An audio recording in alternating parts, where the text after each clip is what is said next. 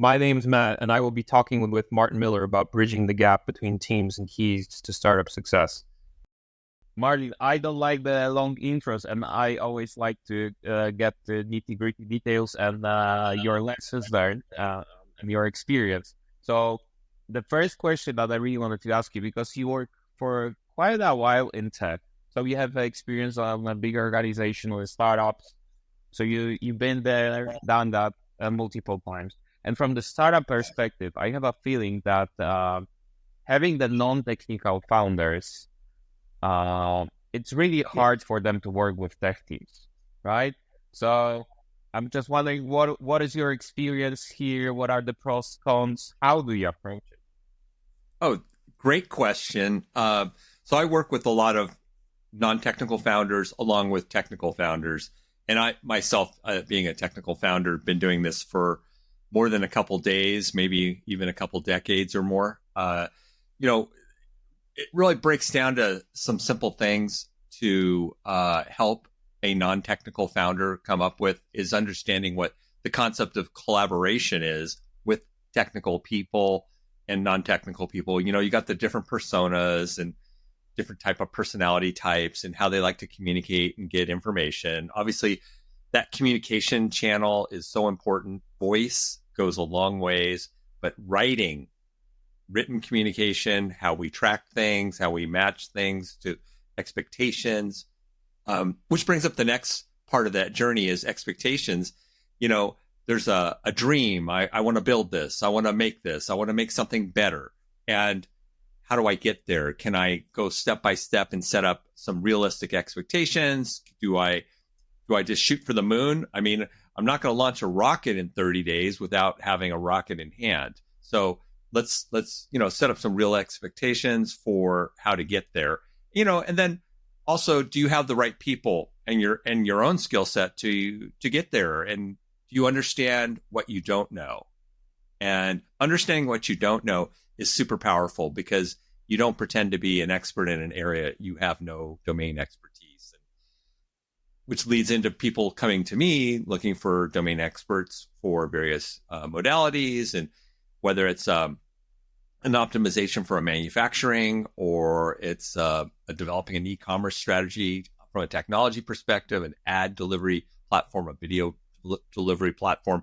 You come to the right expertise and people that have been there, done that, or can they adapt something new based on prior knowledge of how to do other puzzle pieces? And that's really important. And, in that journey, you also want to build respect. I talk about respect on my own podcast in artificial intelligence and in delivery, just to kind of put that out there.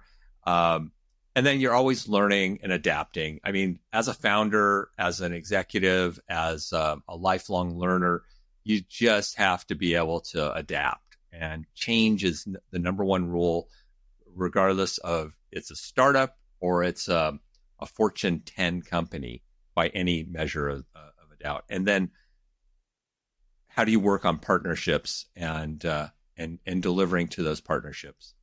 I think that's a quick one for you. Martin, and another question that I really wanted to ask you, and this is what really caught my attention while I was doing my research on you. So I was like, looking around the internet and finding everything about you. So I don't be scared about it. But the thing is that I found on the LinkedIn. So you worked for Levi Strauss, right? So yeah, Levi Strauss. Yes. Levi Strauss. And in my mind, those are the jeans, right? Long story short, jeans company. And you are an expert in AI machine learning, and you worked for those guys in the field of AI and machine learning. And I tried to connect those puzzles, but it was really difficult for me. So maybe could you elaborate on that? So what those two things have in common, and brief overview on what have you been working on? Well, let's I have a book on artificial intelligence in a weekend, an executive's guide that I go over, kind of how someone would approach problem solve. Let's connect the dots for Levi Strauss, or just be any company that's in retail or manufacturing. Because if you think about it, what is a clothing company? If they source and build their own product, they deliver it, they forecast it, they plan it, and track it, right? And this is all elements that have data associated with. So artificial intelligence and machine learning are a lot like blue jeans, if you think about it, or believe it or not. You got to think about, what does it take to make this pair of denim items, whether they have rivets or unriveted, which is actually the name of my podcast. Just doing that selfish plug. And jeans need to be broken in just like AI. Artificial intelligence, you don't just build it, walk away from it. You build it and maintain it. You adjust the training of it. The training is how machines learn. I just want to put a statement out here for the audience that machines don't really know. Machines learn, and they apply patterns from learning. And so, unlike a human, where humans can know something, machines don't know it. Just keep that in the back of your mind. Now, let's come back to how Levi makes sense here. It's a retail company. It has its own direct to consumer. It also has its wholesale business. And there's a lot around how you monetize the build and optimize the build of product, and whether that's the sourcing of the threads or the raw materials, and how you forecast, I'm going to build so many pieces of this item number, or SKU, as we call in the US, or UPC, the code that associates with it. Each item on size has a new number. So these are numbers. And what are machines really good with? They're really good with, doing repeatable things. And so we want to be able to look at numbers objectively and be able to do repeatable actions. Like, I want to forecast based on the geography what kind of sizing patterns might be best for that geography. I'm not going to ship a bunch of skinny jeans to the state of Missouri in the US, where in California I may have more skinny jeans. I'm just using the demographic information. We may have data sets on demographics, and the demographics may say the population is generally taller or heavier. You can do this kind of adjustment without a clipboard, without an Excel spreadsheet, and let the machine do the talking. And it's not just beauty that we can discriminate against for machine learning. We can actually use types of material, and do analysis on the material. We can look at color, texture. There's lots of fun things machines can do. It's not necessarily that unique to a riveted or unriveted company with denim, but it does apply to all sectors that build a product. And another question that I wanted to ask, because you have a lot of different, I would say, approaches, routines and tech. So you did a lot of stuff, and I'm always looking for something that could be inspirational for other tech leaders. So if you could share some not obvious things in tech that works for you, but maybe are not a common knowledge and are not really widely used. So what would it be? I'm coming in a little facetious, and I might have to explain that word to the audience, but I'll just leave it at this, that common knowledge, as you might think of it, is not common. It's your frame of reference, not necessarily the person you're communicating's frame of reference. So when it comes to non-obvious tech types, you start saying, what's the best way to keep your computer awake during a video meeting with your team? And for some people, they have the mobile device, and I hold mine up, and you don't see them. They put it in front of their monitor, and they're watching YouTube cat videos while they're on mute, because that's how they can stay awake during the meeting. And I kid you not that attention span, the alleged focus or lack of focus due to multitasking, can be all over the place. So don't take it for granted that people are truly paying attention. You want to have meetings with purpose. That seems like a given, and you want to be careful about how do I want to say this? Tech doesn't solve all problems. Human communications can help you solve those problems on its own. Use tech enablement. And if people aren't truly paying attention and focusing, you tell them that, hey, let's turn off the Wi-Fi, and then you realize everybody falls off the meeting, and this kind of recording here falls apart because I need my Wi-Fi to be able to communicate with you. So I'm not truly facetious here, but I'm just want to put in perspective that tech doesn't replace thinking and, general cognitive thought. So let's step back and say, is this good for humanity? Is this good for the business? Is this going to monetize? Is there a return on investment? How's that? To me, it makes sense. Pragmatic approach. And we had an interesting conversation during our last talk about the followers and leaders in tech industry. I hope you recall it, and maybe you could elaborate a few words about it. So, what's funny is if you look from just the hype, you can see, there's this double air quoted unicorn company. And you see a lot of this because I'm out of Silicon Valley. And so you see a lot of this in my area. You hear about the billionaire and what you don't see is the path of how they really got there necessarily, but you see a lot of the hype. And, in the tech jungle, there are leaders that think outside the box. There's leaders that turn the box into an app, so you see their idea becomes reality and they create an opportunity for monetization. And it's like, some people call it a glitch in the software where another person sees that as a feature. And it's funny how accidents lead you into prosperity. And the ones that actually know how to operate a video conferencing tool set is like keeping a sailing ship, turning the right way. I'm just trying to get you oriented that there's a lot of accidental success, but there's also planned and intended success. And leaders should follow a course, using their digital fuel.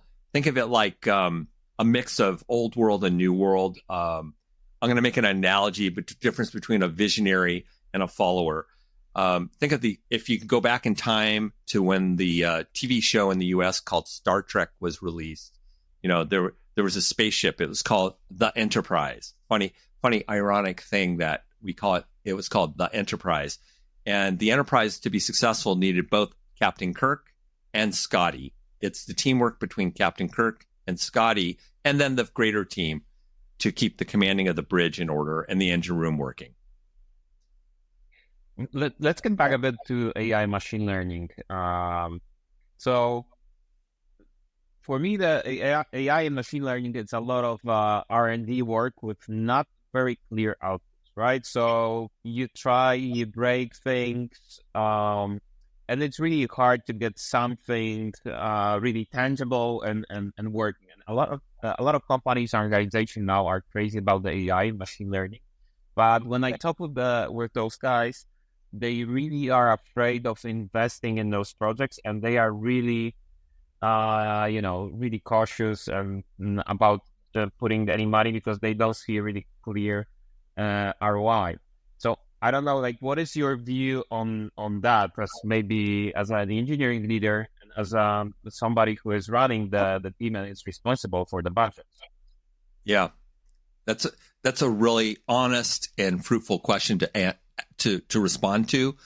And there's the hype cycle. So I think a lot of people got caught up in the hype cycle and following others investing in the same part of the hype cycle. So in the beginning, we talked about intelligence, or we talked about statistics and trends and following these. And then we got into some ways of doing business intelligence, and then leveraging beyond business intelligence, the data sets that become larger and larger and difficult to comprehend.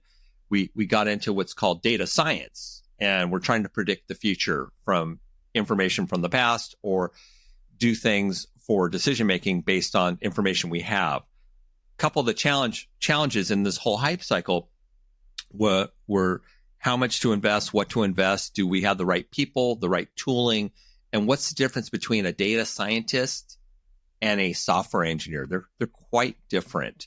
And I bring this up because I attribute a lot of the lack of ROI as a person working in a lab, like an alchemist, which is the data scientist, and it's like a soft piece of clay, making an analogy like an artist.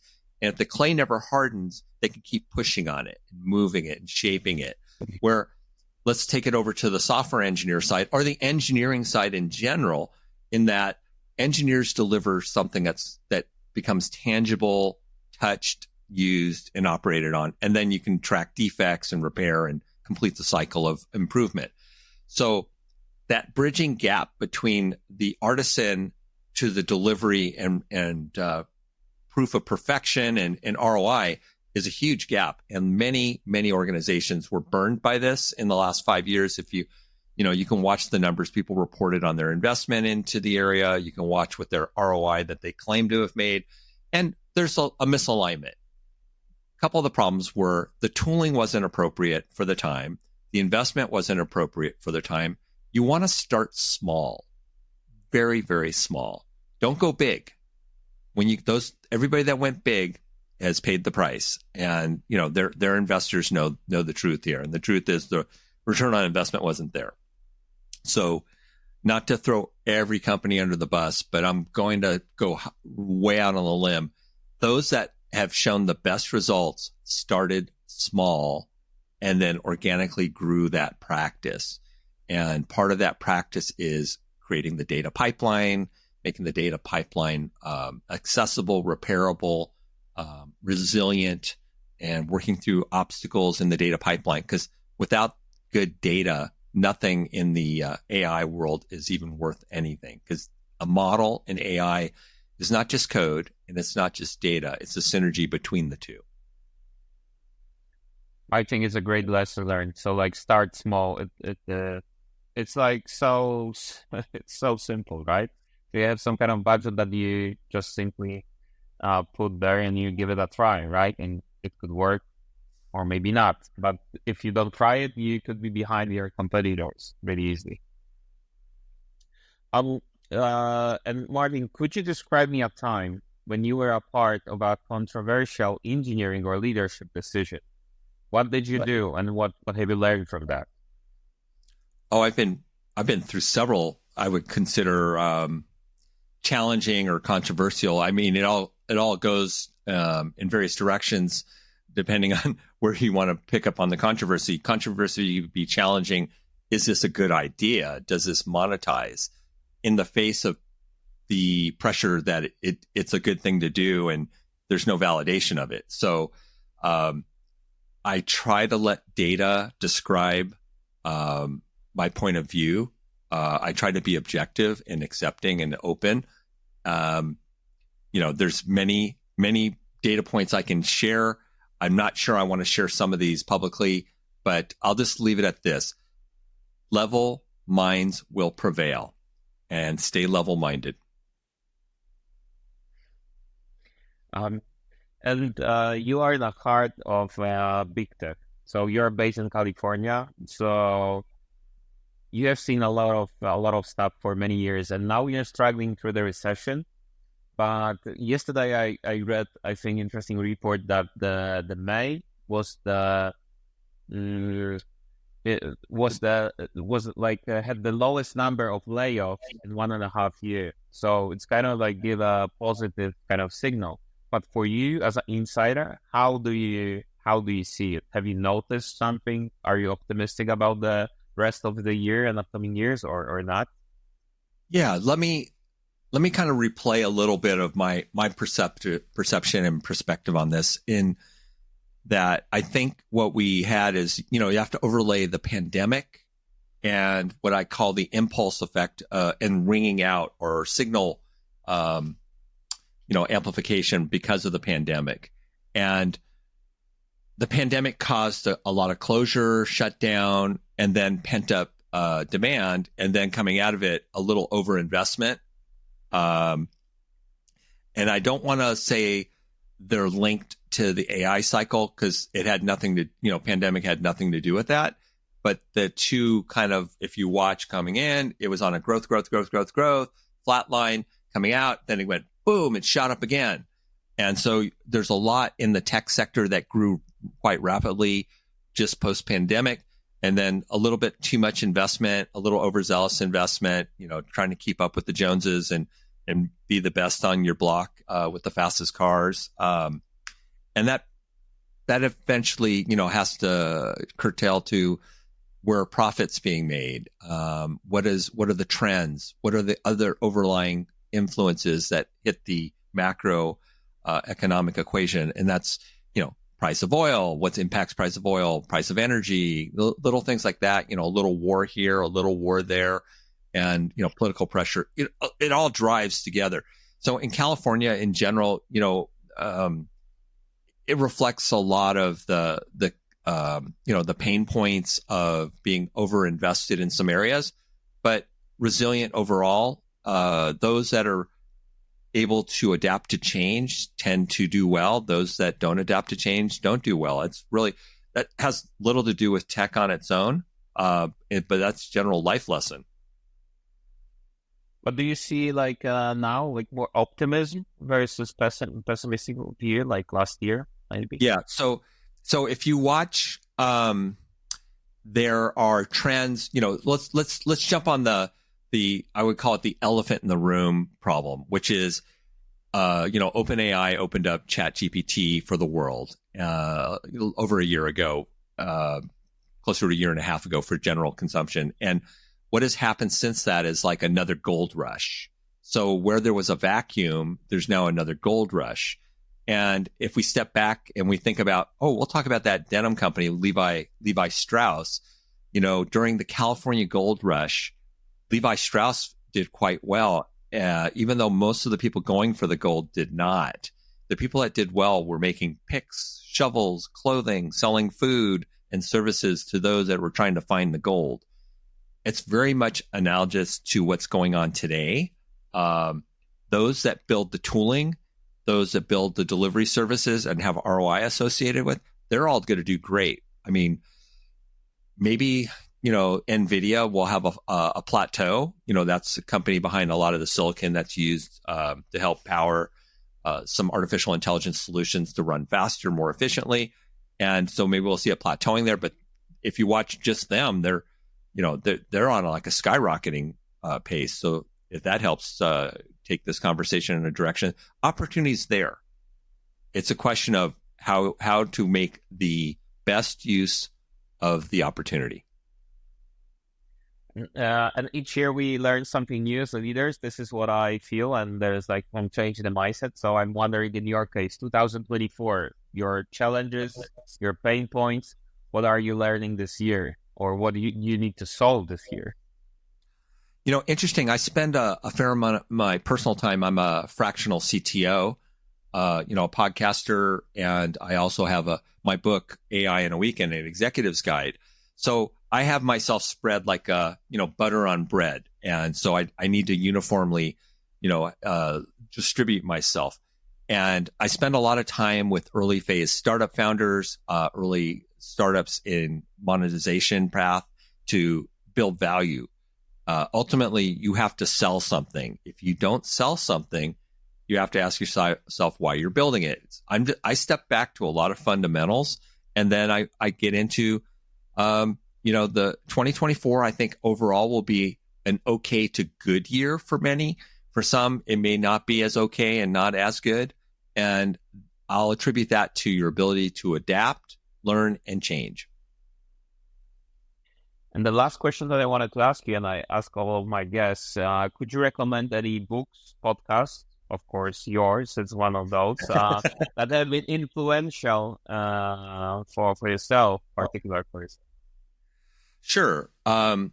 There's several books. Actually, I list them in the references of my own book, which is co-authored with John Sukup, AI in a Weekend, an executive's guide. It's only offered as an ebook. And the reason we're doing that is that we don't want to destroy plant matter in the process of creating a book. And most of our audience reads digital. So once again, it's available on every platform, Amazon, Barnes & Noble, iTunes, everywhere you can get a digital book. I think it's even translated for us. I don't have access to that information, but you're welcome to offer special deal to your constituents to purchase a book, and I could send them a digitally signed version with a proof of receipt. As far as podcasts, I have my own podcast. It's called the Unriveted podcast. So you can find us on YouTube, and you can see us in person on YouTube, or you can listen to us also on every audio channel. Awesome. Amazing. Thank you, Martin, for today's talk. I really appreciate it.